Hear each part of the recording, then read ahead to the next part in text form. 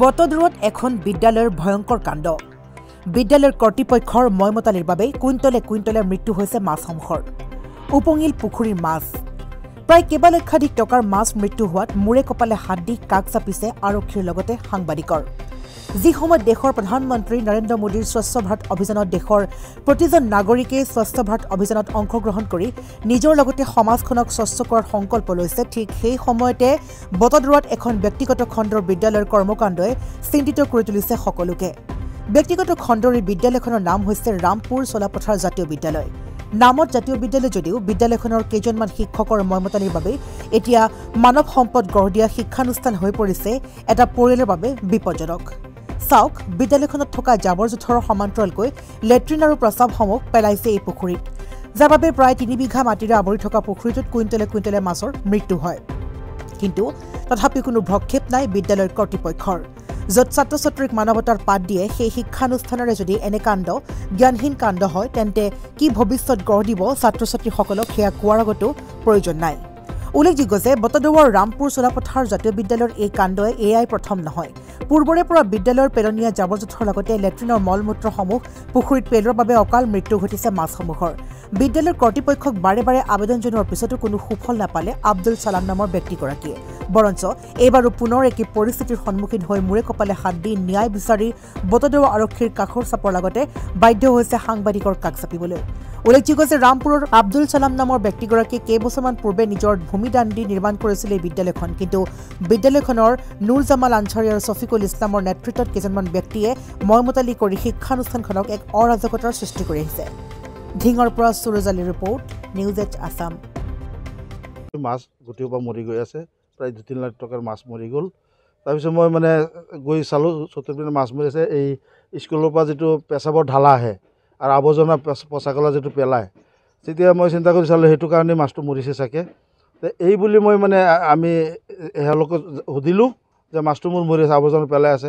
মোক আৰু বেয়াকৈ কৈ আছে, এইবিলাকে মাছ মৰে নেকি, এনেকৈ মোক কৈ আছে। হে, এই অভণ্ডালি কৰি আছে, আপুনি কি পাইছে মোক, এনেকৈ বোলে মোক কৈ থাকে। এইখিনি কথা কোনে কৈছে? এইটো নুৰ জামাল আনচাৰী, ছফিকুল ইছলাম, এই দুজন মানুহে মানে এইটো লৈ মানে লাগি থাকে মোৰ লগত।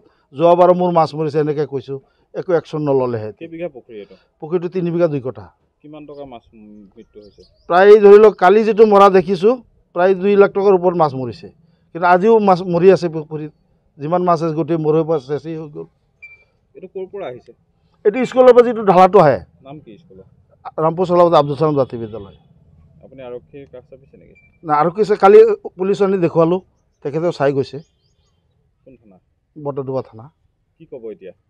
এতিয়া আমি মানে মাননীয় মুখ্যমন্ত্ৰী মহোদয়ৰ ওচৰত প্ৰাৰ্থনা জনাইছোঁ যে স্কুলখনৰ মাটি মই দিছোঁ, মোৰ নাম আব্দুল ছালাম হয়, আব্দুল ছালাম জাতীয় বিদ্যালয়ৰ নামে। এই নামটো সিহঁতে চেঞ্জ কৰিছে, এইটো নামটো যে চেঞ্জ কৰিছে, এতিয়া মোক মৃত্যু মাৰ্ডাৰহে কৰিছে।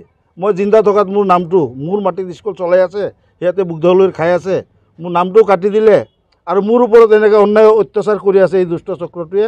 মোৰ মাছো মাৰি দিয়ে, কেতিয়াবা মোক অভণ্ডালি গালি দিয়ে, মোক কয় বোলে এটা ভৰি ভাগা আৰু এটা ভৰি ভাগি দিম। মই যে হেণ্ডিকেপ মানুহ, দুৰ্বলতাৰ সুযোগ লৈ মোক যাতা মানে অৱস্থা কৰে আৰু বেয়াকৈ কয়। এই নুৰ জামাল আনচাৰী, কোন হয় তেওঁ?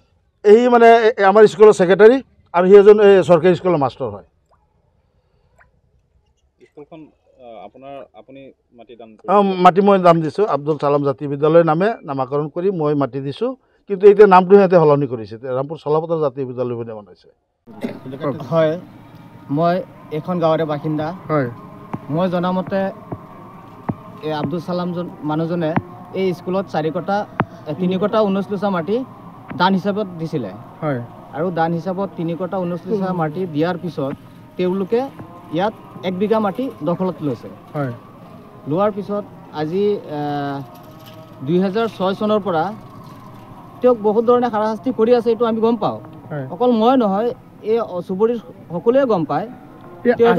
আজি যে এইজনৰ পুখুৰীৰ পৰা লাখ লাখ টকাৰ মাছ নিদান হ'ল, হয়, মাছখিনি মৰিলে, এইটো আপোনালোকৰ মানে কি, আপোনালোকে কি বুলি ভাবে? কিবা প্ৰয়োজন দিছে নে স্কুলৰ পৰা এই বেয়া বস্তুখিনি পুখুৰীত আহি পেলাই কিবা মানে হেৰি প্ৰদূষণৰ কাৰণে হৈছে, কি বুলি ভাবে? মোৰ আমাৰ সন্দেহ হয়, কাৰণ যিহেতু এই মানুহজনক স্কুল কমিটি বা স্কুলৰ শিক্ষকসকলে আমি দেখাত বহুতভাৱে প্ৰবঞ্চনা কৰে, বহুত অত্যাচাৰো কৰে।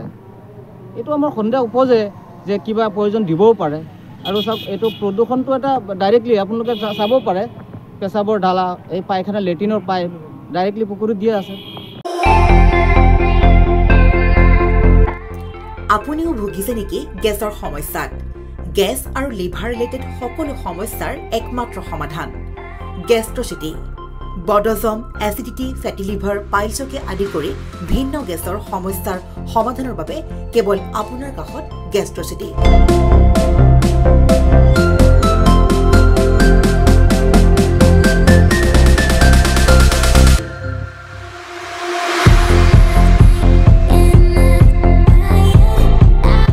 ভিজিট কৰক গেষ্ট্ৰচিটি গুৱাহাটী হাতীগাঁও চাৰিআলি যোগাযোগ নম্বৰ 7577999909